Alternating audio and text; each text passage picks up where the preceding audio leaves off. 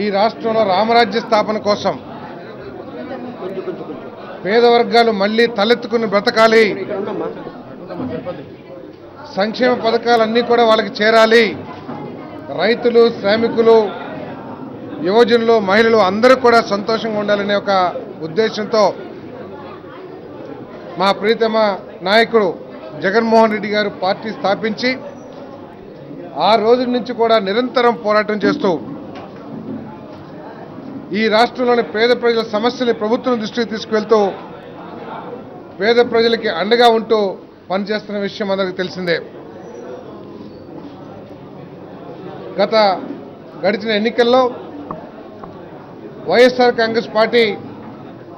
అధికారంలోకి వస్తుందని చెప్పేసి అందరూ భావించిన కొన్ని అబద్ధపు హామీలు, కొన్ని మోసపూరితమైన వాగ్దానాలు చేయటం మూలంగా ప్రతిపక్షం మన తెలుగుదేశం అధికారంలోకి వచ్చిన విషయం తెలిసిందే. కేవలం ప్రజల్ని మభ్యపెట్టకూడదు, ప్రజలకి అబద్ధపు హామీలు ఇవ్వకూడదు అనే ఏకైక ఉద్దేశంతో ఆ రోజు జగన్మోహన్ రెడ్డి గారు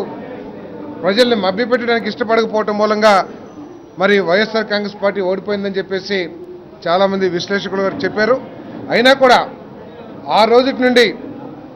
ఎన్నికల్లో ఏదైతే హామీలు ఇచ్చినాయో వాటిని ప్రభుత్వం ద్వారా అమలు చేయించడానికి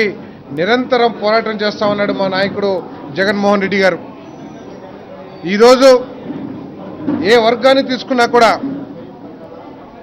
మహిళలు కానివ్వండి, రైతులు కానివ్వండి, కార్మికులు కానివ్వండి, విద్యార్థులు కానివ్వండి, వీళ్ళందరూ కూడా తెలుగుదేశం పార్టీ యొక్క అబద్ధపు హామీలకి బలైపోయిన వర్గాలని చెప్పేసి మనం చేస్తా ఉన్నాం. వాళ్ళందరి తరపున అదేవిధంగా ఈ రాష్ట్ర అభివృద్ధి కోసం ప్రత్యేక హోదా సాధించడం కానివ్వండి, పోలవరాన్ని సాధించి దానికి కావాల్సిన నిధులు తీసుకురావడం కోసం కానివ్వండి, రైతులకి సకాలంలో నీరు పెంచడంలో కానివ్వండి, రైతులకి సక్రమంగా మరి సరైన ధరలు రావడం కోసం కానివ్వండి, మహిళలకు, రైతులకు రుణమాఫీ కోసం కానివ్వండి, నిరుద్యోగులకు ఉపాధి అవకాశాల కోసం కానివ్వండి, మరి ఈ 3 సంవత్సరాల్లో జగన్మోహన్ రెడ్డి గారి నాయకత్వంలో మరి వైఎస్ఆర్ కాంగ్రెస్ పార్టీ కార్యకర్తలు అందరం కూడా పోరాటం చేసిన విషయం మనందరికీ తెలిసిందే. రాబోయే రోజుల్లో రాజశేఖర రెడ్డి గారు ఏ విధంగా అయితే రామరాజ్యాన్ని ప్రజలకు అందించారో అటువంటి పరిపాలనని, ఏ పరిపాలన అయితే పేదవాడు తలెత్తుకుని గౌరవంగా బతకగలడో ఆ పరిపాలన అందించడానికి మళ్ళీ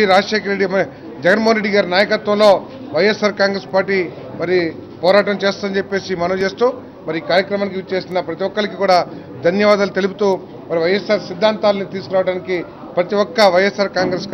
కార్యకర్త కూడా కంకణం కట్టుకోవాలని చెప్పేసి మనం చేస్తూ సెలవుకున్నాం.